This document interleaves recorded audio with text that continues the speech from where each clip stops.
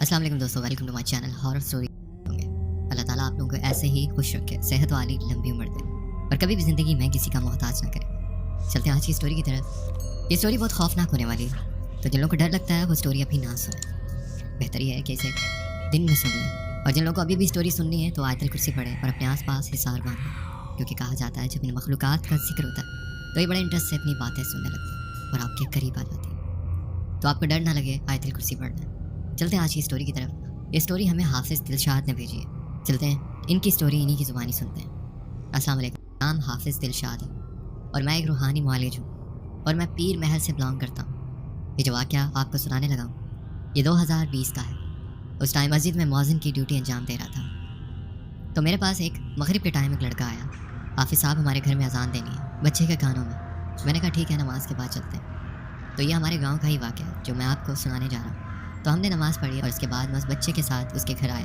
तो घर जाने के बाद मैंने कहा कि आप लेकर आएँ बच्चे को जिसके कानों में अजान देनी है। तो उस बच्चे ने आगे से बहुत हैरान कर देने वाली बात की, हाफिज़ साहब बच्चे के कानों में अजान नहीं देनी बल्कि घर के चारों कोनों में अजान देनी है। तो मैंने कहा कि आप तो मुझे ये कह कर लाए हैं कि बच्चे के कान में अजान देनी है और अब आप बता रहे हैं कि घर के कोनों में अजान देनी, इसकी क्या वजह है? तो उस लड़के ने बताया कि हमारे घर में असरात हैं और जो मेरी बड़ी सिस्टर है उस पर भी जन्नात वगैरह का साया।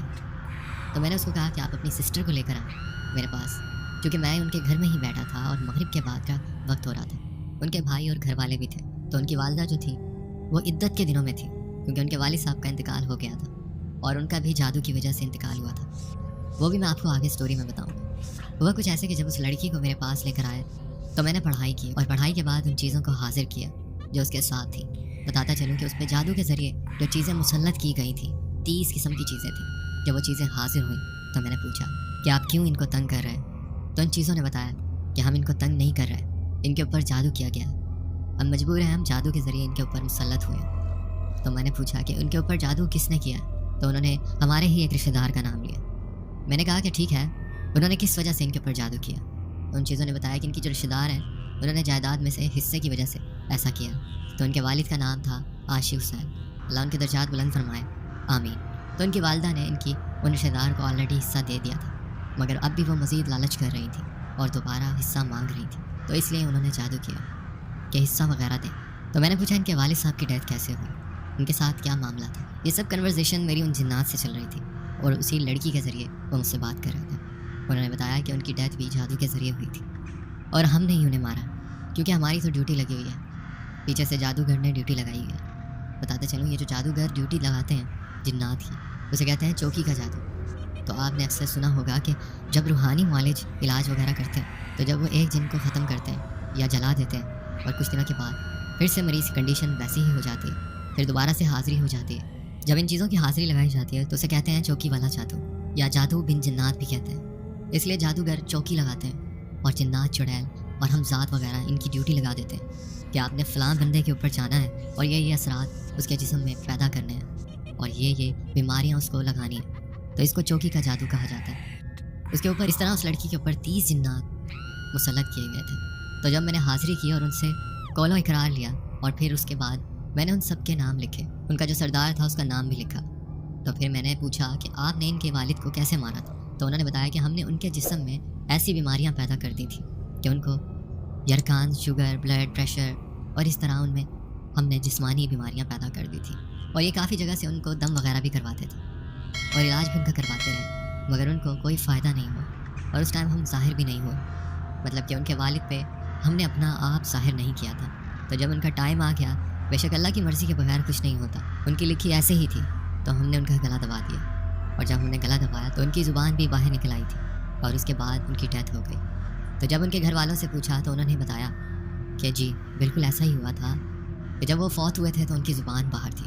अल्लाह फ़र्क करे ऐसे जादूगरों को जो जादू करते हैं। सभी के नाम लिखने के बाद मैंने उनके सरदार की हाज़िरी की और कहा कि इनके जिस्म में जो भी असरात हैं और जो भी इनके जिस्म में आपने मामलात किए हैं उनको ख़त्म करें।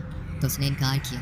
तो जब उसने इनकार किया तो उसी टाइम मैंने लीमू वगैरह लिया, जो इलाज का तरीक़ाकार होता है इनको जलाने के लिए, ख़त्म करने के लिए, वो मैंने लिया, पढ़ाई की और उसके बाद मैंने उसके कांधों पर लीमू काटे और शारक के ऊपर जैसे ही लीमू काटा तो वो उसी टाइम ख़त्म हो गया अल्हम्दुलिल्लाह। और उसके बाद وہ لڑکی اپنی نارمل حالت میں آ چکی تھی اور پھر میں اپنے گھر آ گیا اور 3-4 دن وہ لڑکی بالکل ٹھیک رہی.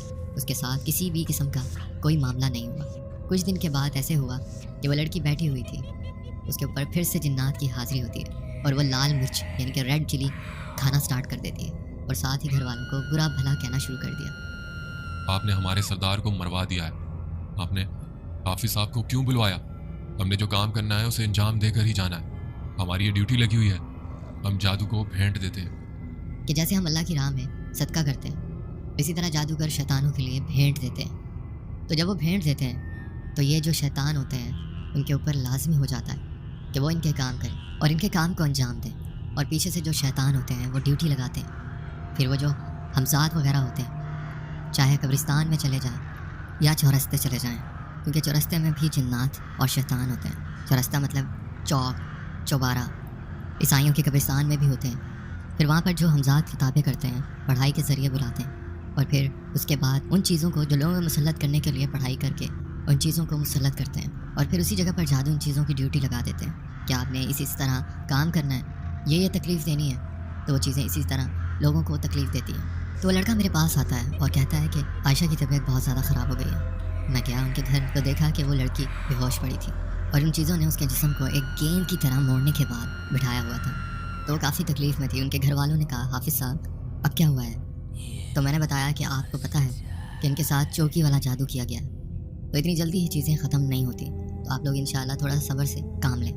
اللہ کے حکم سے یہ چیزیں بالکل ختم ہو جائیں گی.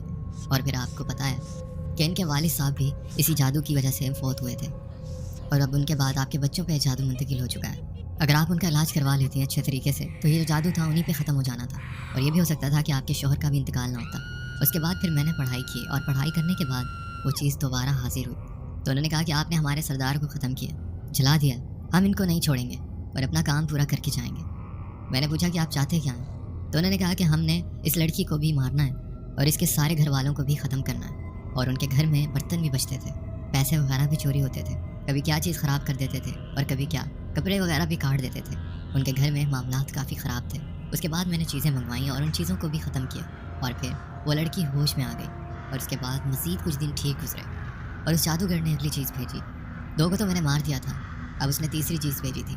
میں اپنے گھر میں تھا اور جب اس پہ حاضری ہوئی تو اس نے ریڈ مرچ کھانا شروع کر دی. تو گھر والے بھی بڑے پریشان ہو گئے کہ اب یہ کیا معاملہ ہے. پہلے تو اس کو دورے پڑتے تھے اور اس کے بعد گھر والوں کو پتہ چل جاتا تھا کہ اب اس پہ جنات کی حاضری ہوئی, لیکن اس دفعہ معاملہ کچھ اور تھا کہ وہ ریڈ مرچیں کھا رہی تھی اور اگر کھانا کھاتی تھی تو 8-10 لوگوں کا کھانا ایک ساتھ کھا جاتی تھی. حالانکہ اس لڑکی کی ایج کوئی 15 سے 16 سال تھی. تو انہوں نے کہا کہ جو مرضی کر لو, ہمارے جادوگر بھی پڑھائی کرتے ہیں, ہمیں اور تکلیف ملتی ہے. تو میں نے کہا کہ نہیں, اللہ کے کلام میں جو طاقت ہے وہ کسی جادوگر کی پڑھائی میں نہیں ہے. پھر میں نے پڑھائی وغیرہ کی اور اس چیز کو اس کے جسم میں قید کیا اور اسے کہا کہ اب آپ نے اسی کے جسم میں رہنا ہے. میں نے بھی ڈیوٹی لگا دی ہے چیزوں کی, تو میں نے اسے اسی کے جسم میں قید کر دیا اور اسے کہا کہ اب آپ کو پتہ چلے گا کہ جب بندہ کسی چیز میں قید ہوتا ہے تو کیا بنتا ہے اس کے ساتھ. اور اس کے بعد میں اپنے گھر میں آ گیا اور شام کو اگین گیا کہ جا کے دیکھوں کہ اب کیسی طبیعت ہے اس کی. تو جب میں گیا تو اس چیز نے رونا شروع کر دیا. آپ نے ہمارے ساتھ اچھا نہیں کیا, ہم صبح سے اس کے جسم میں بندھے ہوئے ہیں. ان کے معاملات بھی انسانوں کی طرح ہوتے ہیں. ہم اپنے گھر بھی نہیں گئے صبح سے اور نہ اپنے بچوں سے ملے اور کچھ کھایا پیا بھی نہیں. اسی چارپائی کے اوپر ہم صبح سے بندھے ہوئے ہیں اور آپ اب آئے ہیں. میں بتاتا چلوں, یہ ساری کنورزیشن میری ان جنات سے ہو رہی تھی اس لڑکی کے تھرو. میں نے کہا کہ ٹھیک ہے, آپ اپنی ڈیوٹی کرتے رہیں اور ہم اپنی ڈیوٹی کریں گے, آپ اس کو چھوڑ دیں, آپ اس کو تنگ کیوں کر رہے ہیں. تو اس نے کہا کہ ہم تو مجبور ہیں, ہماری تو مجبوری ہے اور پیچھے سے جادوگر ہمیں مارتا ہے, یہ کام تو ہم نے کرنا ہے. تو میں نے کہا ٹھیک ہے, پھر انشاءاللہ اگر آپ یہ کام کر کے ہٹیں گے تو ہم بھی کام کرتے ہیں. اب آپ کو چھوڑا نہیں جائے گا, بھیجتا رہے وہ جادوگر آپ کو اور ادھر سے ہم آپ کو ختم کرتے رہیں گے. پھر میں نے پڑھائی وغیرہ کرنے کے بعد اس چیز کو اظہار مل گیا اور لینے کے بعد اس کو کاٹ دیا. اللہ کے پاک کلام میں طاقت ہے. اور اس کے بعد کافی سکون رہا اس لڑکی کو اور 1.5 منتھ اس کا سکون سے گزرا. تو پھر اس جادوگر نے بہت سخت حملہ کیا اس لڑکی کے اوپر اور اس کے منہ سے جھاگ آنا شروع ہو گئی. کافی طبیعت خراب ہوئی, یعنی اس نے اس دفعہ لڑکی کو مارنے کی کوشش کی. تو وہ آئے اور مجھے لے کر گئے کہ حافظ صاحب یہ مسئلہ دوبارہ بنا ہوا ہے. تو میں گیا تو دیکھا تو کافی معاملات سنگین تھے اس لڑکی کے. اس دفعہ اس نے ایسا وار کیا تھا کہ لڑکی کی جان بالکل ختم ہو جائے. وہ تو الحمدللہ میں نے ان کو پڑھائی وغیرہ بھی بتائی ہوئی تھی.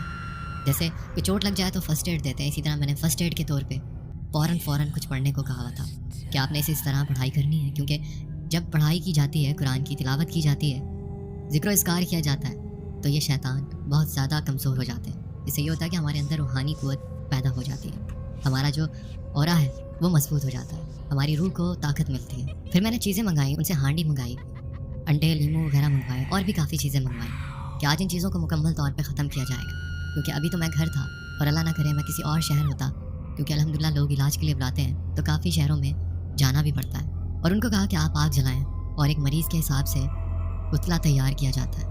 ایک خاص طریقہ ہوتا ہے جن سے جادو اور جنات کی چیزوں کو ختم کیا جاتا ہے ہمیشہ کے لیے۔ خاص طور پہ یہ جو چوگی کا جادو کیا جاتا ہے، تو ان کو ختم کرنے کے لیے ان چیزوں کی ضرورت پڑتی ہے۔ اور ان کے ساتھ میں نے ان کو کہا کہ ایک بکرا لے کر آئیں، مرغی بھی منگوائی، کیونکہ جب یہ چیزیں ختم کی جاتی ہیں تو جادوگر کو بھی پتہ ہوتا ہے کہ اب وہ بیٹھ گیا، تو وہ بار بار حملے کرتے ہیں، بار بار چیزوں کو بھیجتے ہیں کہ یہ ان چیزوں کو جلا نہ سکے، ختم نہ کر سکے۔ بعض دفعہ تو ایسا بھی ہوتا ہے کہ وہ عاملین کے اوپر حملے کرتے ہیں کہ اس کو نقصان اور یہ یہاں سے چھوڑ کے چلا جائے، کیونکہ انہوں نے بڑی سالوں کی محنت سے ان چیزوں کو قابو کیا ہوتا ہے، تو ان کو تکلیف ہوتی ہے جب ان چیزوں کو جلایا جا رہا ہوتا ہے۔ تو اس نے پوری کوشش کی کہ یہ ان چیزوں کو ختم نہ کرے، اور یہ جو لڑکی ہے اس کی ڈیتھ ہو جائے۔ اور پھر میں نے ساری چیزیں منگوائیں اور آگ جلوائی، اور سبھی چیزوں کو جو ان کے اوپر مسلط تھی ان کو حاضر کیا، اور پھر ان کو جلانے کی تیاری کی گئی۔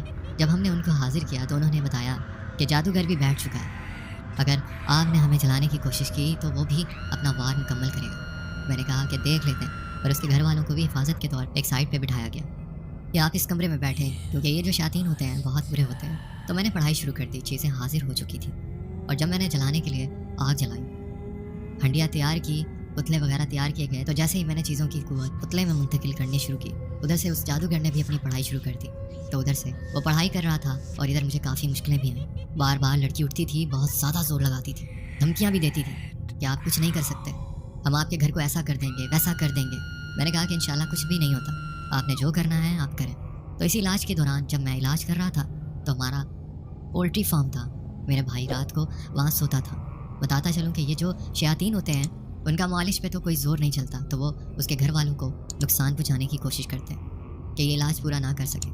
تو میرا بھائی وہاں سویا ہوا تھا، تو رات کو کسی نے اسے مٹی کے جو پتھر ہوتے ہیں وہ اسے مارے، تو وہ اٹھ کے بیٹھ گیا کہ پتہ نہیں کیا مسئلہ ہے، کون مار رہا ہے۔ اس نے ٹارچ سے بھی دیکھا تو کوئی بھی نظر نہیں آیا، اور وہ لیٹ گیا۔ تو اس مخلوق نے پھر سے اسے پتھر مارے۔ تو جب میں پڑھائی کر رہا تھا تو انہوں نے کہا کہ اپنے بھائی سے بھی پوچھیں کہ کیا وہ بچ گیا ہے۔ تو جب میں نے بھائی سے پوچھا تو اس نے بھی کہا کہ جی ایسا ہی ہوا۔ تو میں نے کہا کہ آپ پریشان نہ ہو، کچھ نہیں ہوگا۔ پڑھائی کی کیلیں وغیرہ لگائیں ان کے گھر میں کہ جادوگر کوئی وار نہ کرے، اور پھر میں نے ان کی ساری طاقتیں اس پتلے میں منتقل کر دیں۔ آگ وغیرہ جلائی گئی، تو جیسے ہی میں نے پتلا آگ پہ رکھا تو وہ جو بھی چیزیں تھیں انہوں نے چلانا شروع کر دیا، ہمیں معاف کر دو، ہم جل رہے ہیں۔ تو میں نے کہا کہ نہیں، آپ نے ان کا بہت نقصان کیا، سب سے بڑا نقصان تو یہ ہے کہ آپ نے بچوں کو یتیم کر دیا، ان کے والد کو آپ نے مار دیا ہے جادو کی وجہ سے۔ اب آپ کو کس طرح معافی دی جائے؟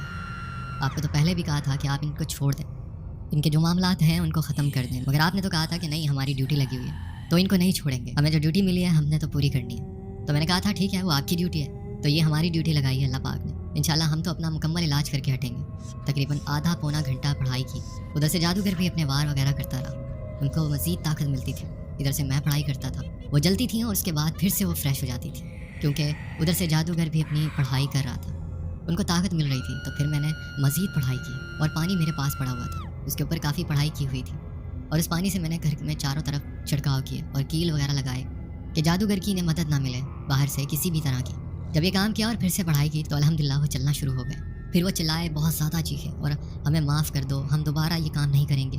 میں نے کہا نہیں، اب آپ کو معافی نہیں ملے گی، اب آپ مریں گے۔ تو پتلا میں نے جلایا، اور پتلا جلنے کے بعد ان چیزوں کو ختم کیا، اور اس لڑکی پہ جن کے ذریعے جادو کیا گیا تھا وہ پتلے وغیرہ تھے، تو اللہ کے پاک کلام کی برکت سے جو روحانی قوتیں ہمارے ساتھ کام کرتی ہیں، وہ جہاں بھی دفن کیا ہوا تھا پتلا وغیرہ، ان کو نکالا گیا، ان کے جو بھی اثرات تھے ان کو ختم کیا گیا ہمیشہ کے لیے، اور اس کا سر ختم کیا گیا، پتلے کو جلایا گیا۔ پھر جو طاقتیں تھیں جو پتلے میں منتقل کی گئی تھیں، تو جب وہ پتلا جل گیا تو وہ بھی الحمدللہ ختم ہو گئی۔ اس کے بعد لیمو لیے، پھر اس لڑکی کے اوپر پڑھائی کر کے کاٹے گئے کہ اس کے جسم میں جو بھی اثرات وغیرہ ہیں اب وہ ختم ہو جائیں۔ مرغی کا صدقہ دیا گیا اور بکرے کا بھی، اور سبھی جو کام کیے گئے۔ اس کے بعد الحمدللہ مریض کو تعویذ دیے گئے، پانی وغیرہ دیا گیا کہ آپ نے یہ چیزیں استعمال کرنی ہے اور اس طریقے سے استعمال کرنی ہے، اور ذکر و اذکار بتائے گئے، وظائف بتائے گئے، تو انہوں نے بہت پابندی سے وہ سارا عمل کیا اور سب چیزیں پوری کی، اور اس کے بعد الحمدللہ وہ لڑکی بالکل ٹھیک ہو گئی تھی۔ پھر اس کے ساتھ کسی بھی طرح کے معاملات پیش نہیں آئے۔ اس طرح یہ جادوگر صرف پیسوں کے لیے لوگوں کا جینا حرام کر دیتے ہیں۔ اب تو ماشاءاللہ اس لڑکی کی شادی ہو چکی ہے اور وہ بالکل نارمل اپنی لائف گزار رہی ہے۔ اللہ پاک ہم لوگوں کو 5 وقت کی نماز پڑھنے کی توفیق عطا فرمائے۔ باوضو رہا کریں اور 5 وقت کی نماز پڑھا کریں۔ کوئی نہیں پتا کون حسد میں اور کون آپ سے جل رہا ہے اور کون کسی لالچ میں۔ آج کل تو خونی رشتوں کا نہیں پتہ چلتا۔ تو دوستوں میں نے ایک سٹوری پہلے بھی شیئر کی تھی کالے جادو کے بارے میں۔ ان کا بھی یہی تھا کہ دکھاوا مت کیا کریں۔ اگر آپ نے کوئی ڈیسیجن لینا ہے لائف میں، آگے کوئی اچھا ڈیسیجن لے رہے ہیں یا آپ کی پروموشن ہو گئی یا آپ کے پاس پیسہ ہے، تو دکھاوا مت کریں۔ کیا پتا کون آپ سے حسد کر کے بیٹھا ہوا ہے، کسی کا کچھ پتہ نہیں چلتا۔ اور نماز قرآن پابندی سے پڑھا کریں، باوضو رہا کریں، ذکر و اذکار کیا کریں۔ تو بہت بہت شکریہ حافظ صاحب، آپ نے اپنی اسٹوری ہم سے شیئر کی، بہت کچھ سیکھنے کو ملا، کافی لیسن ملا۔ امید کرتا ہوں دوستوں آپ کو اسٹوری اچھی لگی ہوگی۔ اگر اسٹوری اچھی لگی ہو تو ویڈیو کو لائک کرنا نہ بھولے گا، اور اگر آپ بھی چاہتے ہیں کہ مجھ سے اپنا ریئل ہارر انسیڈنٹ شیئر کرنا تو نیچے ڈسکرپشن میں ایک واٹس ایپ نمبر ہوگا، اس پہ آپ مجھے وائس میسیج کے ذریعے بھیج سکتے ہیں یا اسٹوری لکھ کر بھی بھیج سکتے ہیں۔ لیکن اسٹوری بھیجنے سے پہلے اسے ایک دفعہ خود سے پڑھ لیجیے گا، اور وہ اسٹوری مت بھیجیے گا جو آپ نے کسی اور چینل پہ شیئر کی ہو۔ پلیز اپنا بہت خیال رکھیے گا، دعاؤں میں یاد رکھیے گا۔ مجھے اجازت، ملتے ہیں کسی اور انٹرسٹنگ اسٹوری میں۔ اللہ حافظ۔